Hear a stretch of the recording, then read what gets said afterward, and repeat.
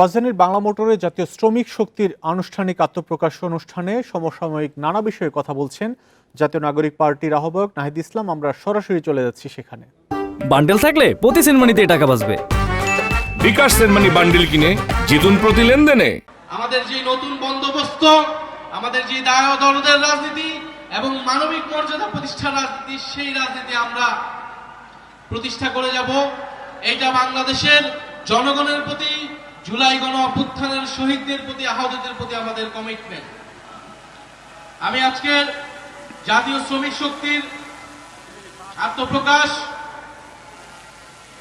উপলক্ষে জাতীয় শ্রমিক শক্তির যে নেতৃত্ব, যারা পুরো বাংলাদেশের সকল সেক্টরের শ্রমিকদেরকে সংগঠিত করবে, ঐক্যবদ্ধ করবে, সংগ্রামের দিকে নিয়ে যাবে এবং মর্যাদা এবং মুক্তি প্রতিষ্ঠা করবে, সেই নেতৃত্বের নাম ঘোষণা করতে চাই। যাদের নেতৃত্বে শ্রমিক ভাই বোনেরা একত্রিত হবে, জাতীয় নাগরিক পার্টির অন্যতম শক্তি হিসেবে যারা শ্রমিক সংগঠনকে নেতৃত্ব দিবে।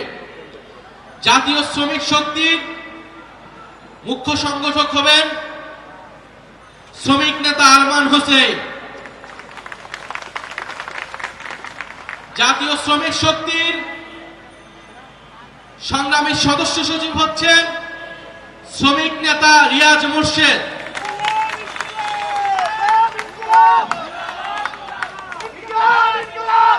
এবং জাতীয় শ্রমিক শক্তির